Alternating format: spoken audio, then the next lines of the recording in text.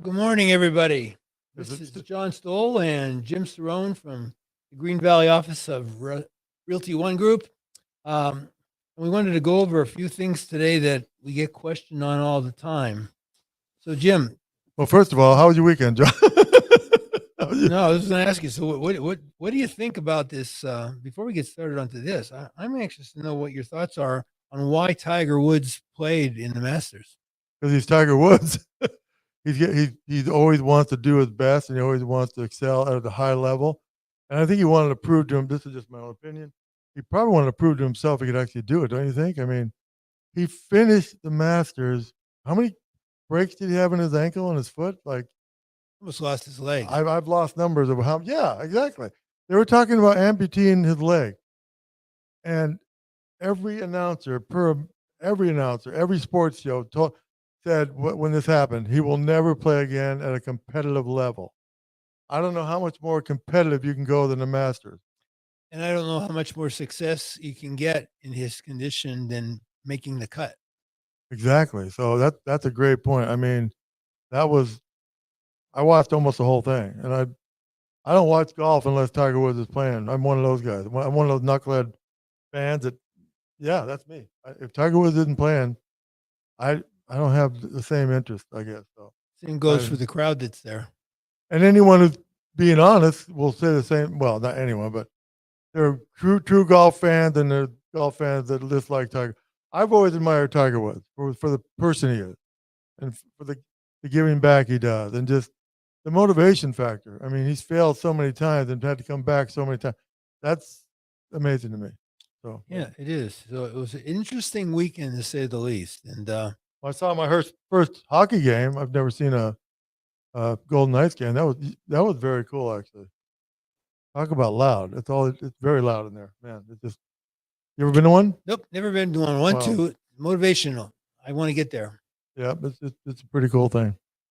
So no, I never got a chance. But so today, what we want to talk about with everybody is questions that we get asked on a regular basis. You know, we go down to the real estate school and we talk to the new agents that are going to school, and they pass their test and they come aboard with Realty One. And we start getting questions about business licenses and state licenses, and should they do this and should they do that. And so today we wanted to go over a number of the areas that we get most of our questions from. Mm-hmm. And they include, and more centered around what we want to talk about today, is LLCs.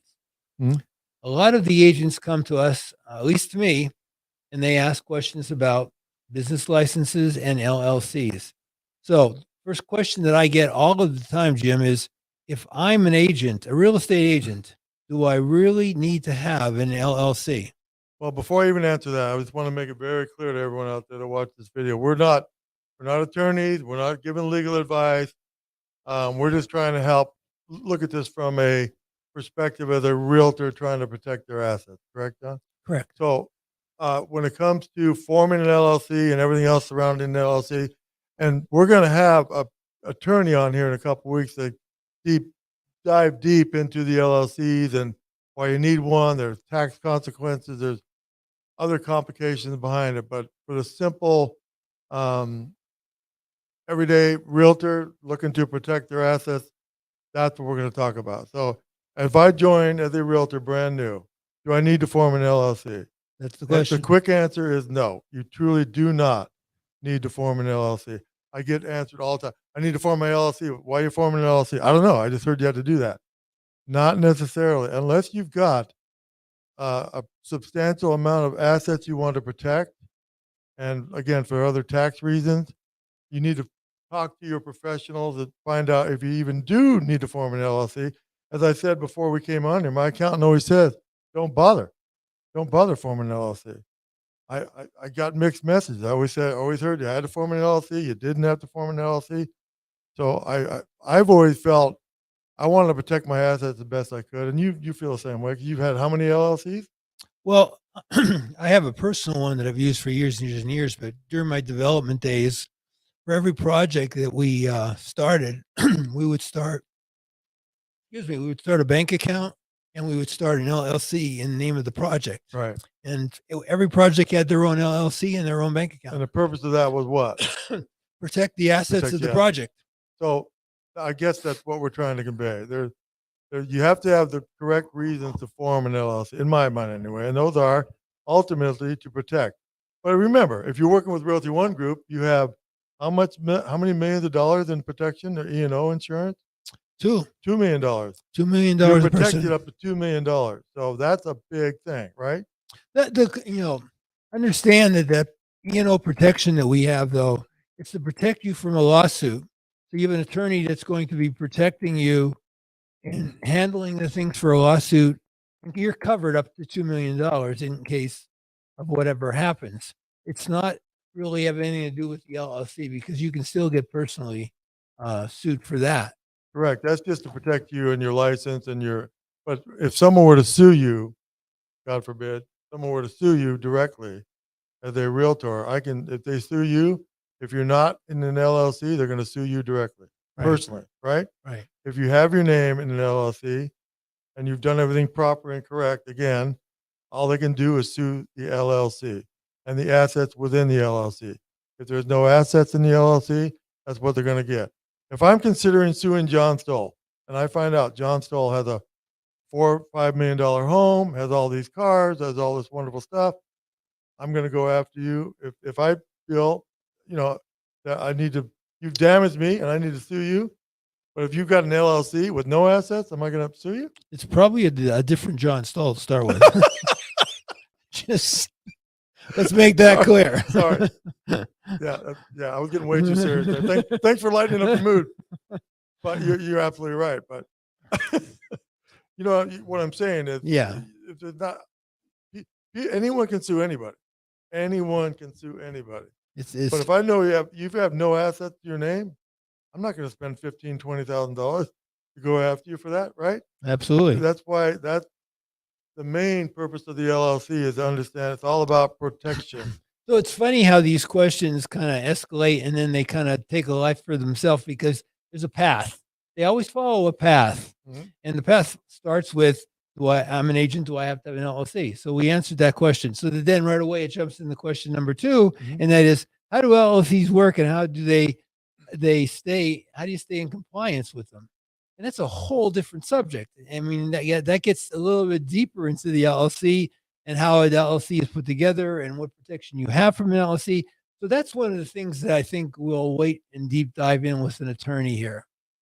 Yeah, but the point I wanted to make when we talked about that question was there's compliance like in real estate, like in what we do here. There are certain compliance and conditions that you have to follow in an LLC, like a bank account.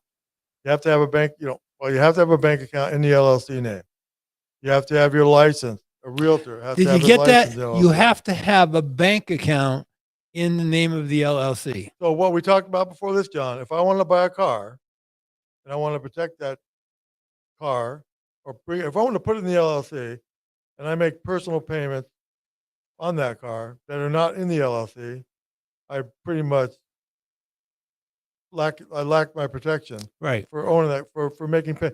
In other words, it's all about commingling. I mean, maybe I didn't explain it properly there, but if the car is in the LLC, it has to be made payments from the LLC. Correct. Payments from the LLC.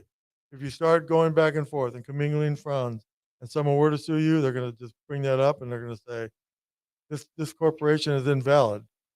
Again, we talk about piercing the veil of the corporation. Well, I don't get into too deep, but there's certain compliance and conditions that have to be met. Sure. Fair to say? Okay. And then as we take the next turn on the roller coaster, we get question number 3, and that is it a good idea to have an LLC as a realtor? I think that's, again, all things, for the person involved. If I've got a lot of assets and I want to protect them, we keep going back to that over and over again. I would have to recommend you talk to a CPA or an accountant or someone who does your taxes, maybe an attorney, see if it's worth forming an LLC for you. Not in every case is it worth it.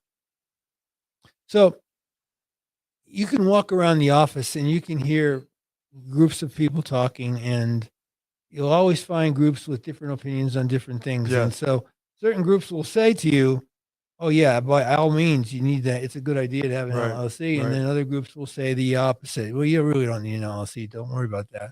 So you really need to find out True, from true. somebody that's more um, And we're educated on the subject than you and I. right, well, we're not trying to avoid the topic. What we're saying is there's strict things that need to be followed in LLC, or you spent your money for nothing. Right. If you start commingling funds and writing checks to yourself, or the other way around, and you've spent your money for nothing.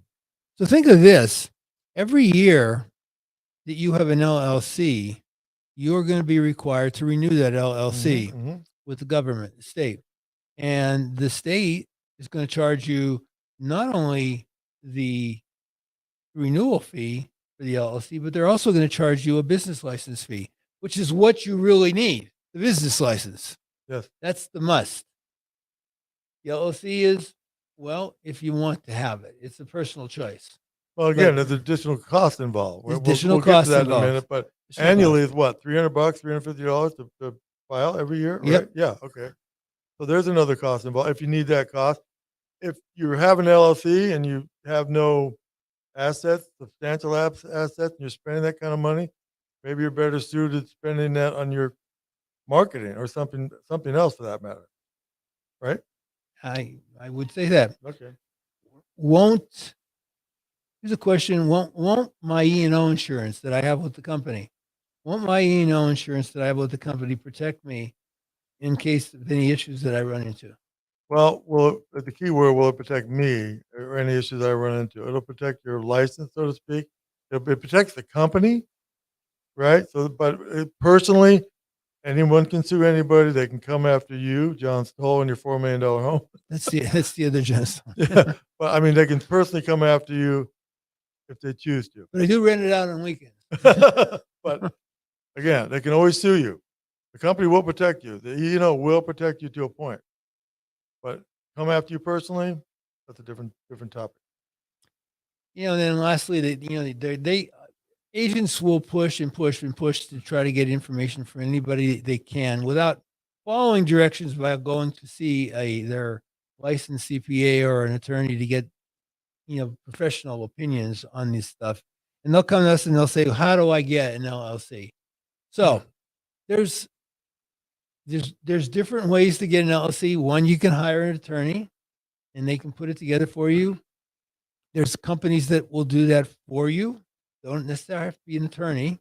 Before you say that, by the way, we're going to put 4 links below below this video. There's going to be great links to different sites that you can actually. One of them actually goes to the Secretary of State, and I literally went through it before we got on this call, and I could have had an LLC done in 15 minutes and a credit card later. But So think about that. If Jim could do that without knowing really much about how to do that, and in 15 minutes he almost had an LLC completely done, think about how much you're paying somebody to put it together for you. yeah, so you and I had this discussion before we came on. I've formed several LLCs for myself. I have rental properties, so I have those in LLCs, and I prefer to let an attorney handle it. John, however, has done it perfectly fine. Probably about 30 or 40 times. Yeah, and done it yourself, right? So myself. my cost is going to be somewhere around $1,200, and yours is what, $300? $300. Yeah, and it's the very same thing. Mhm. I just, again, it's more about peace of mind to me. I don't have to worry about anything going wrong. I know if something's wrong, I can go to my attorney and say, "What's the deal? You screwed this up." Yeah. Instead, when you form an LLC and you're going and putting your assets into an LLC, you're basically not using your social security number anymore. You're using an EIN Thank you. number. Exactly. And that EIN number is part of setting up the LLC. So there's a place to go and tells you how to get the EIN number and stuff. So it's not overly complicated, but you've got to follow the steps, and you can do that. We're not telling you have to go to an attorney or you have to go to an accountant. You can follow the steps that on the links that we're giving you, and you can form your own LLC if you want to. But it's when you start writing checks out of the LLC and moving assets in and out of the LLC, you want to get more knowledgeable about that. Is that fair to say? yeah, and Yeah. then they ask about the cost. How much is it going to cost me?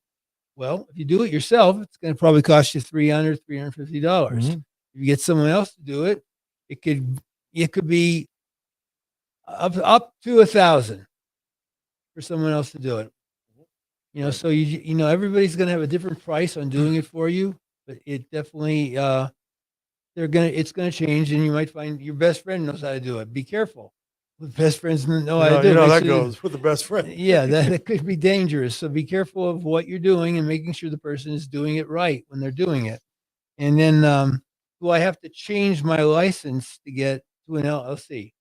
Jim? We had a lengthy discussion prior to coming on, but yes, your name, it has to be, again, has to be consistent, right? Was fair to say? Mhm. It has to be, if you want to put your license in an LLC, that name of the LLC has to be, so your license has to be in the name of the LLC. John Stoll LLC, opposed to John Stoll. Two different things, right? You're John Stoll. That's you, right? Right. But John Stoll LLC is a different thing entirely, correct? Correct. Again, but you can't, and again, a point we want to make, you can't have an LLC as, the Condo King or John the Rock Star, anything like that. It's got, the division clearly states it has to be in your name. The LLC has to be your name. Contain your You name. will find crazy LLCs, just like he mentioned. True. And what they end up being is umbrellas. And then they somehow formulate all the LLCs underneath the umbrellas, but that's way beyond what we're talking about here. So, But your license, if you want to get paid a check, a commission check, your license and LLC have to be the same. That's yeah. what I say. Only difference is one says LLC. Well, they both say LLC. My bad. Yeah, both say LLC. Yeah, it's easy to do a direct deposit into a bank account if the bank account's in the same name as the LLC. Yep. It's like the division's very clear on, if I want to form a team, I have to use my name, right? It's their own group, it's their own team. It's the only thing. It's the whole group, the whole team. The only thing you can do. LLC, same thing. Has to be in your name.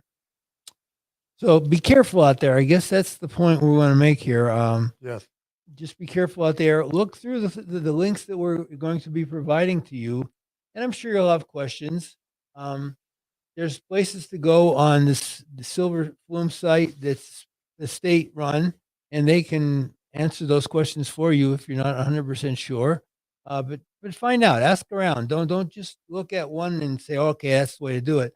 There's different ways and there's different people that do it. So check it all out before you make a decision. It's a big decision because if you do it wrong, if you don't do it, if you do it incorrectly, I mean, again, you could break down the entire reason for doing an LLC. Yeah, you got to understand it. It's the why. Why are you doing it? Right.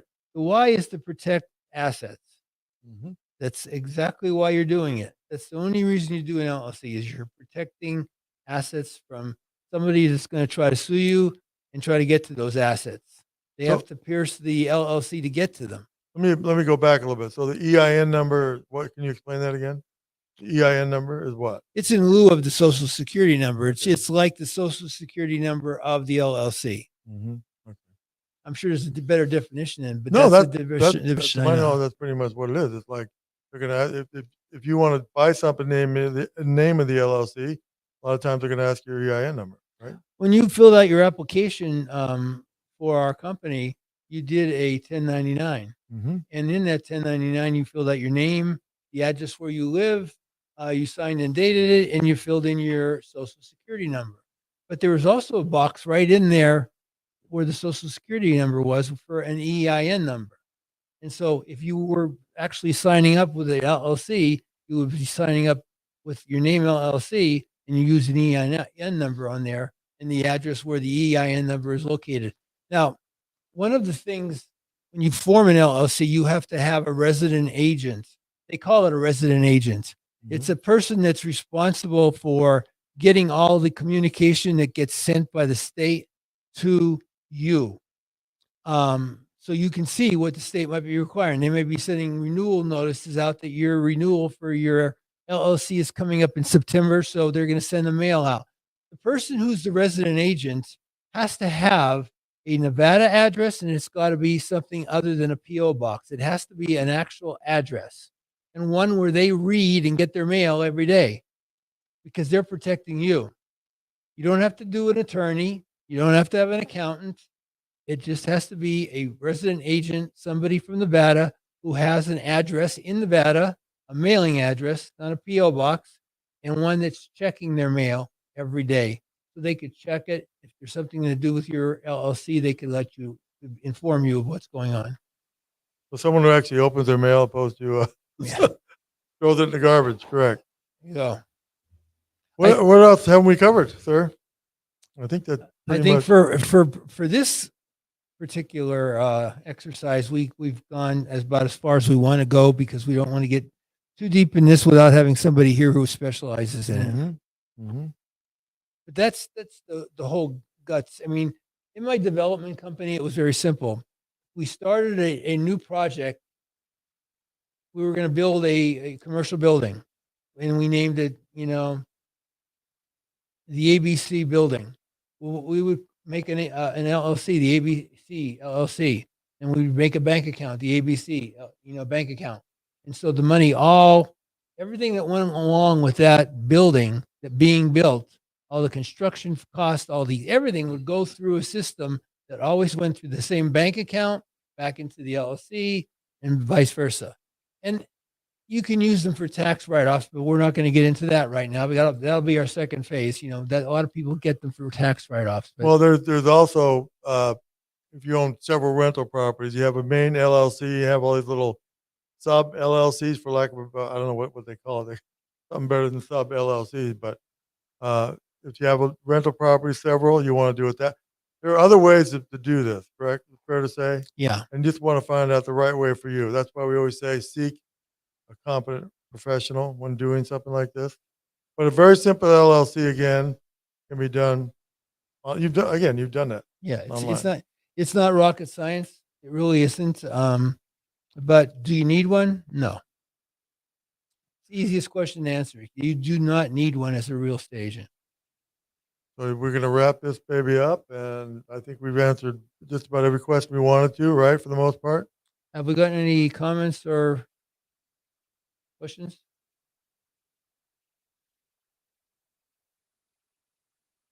For the LLC.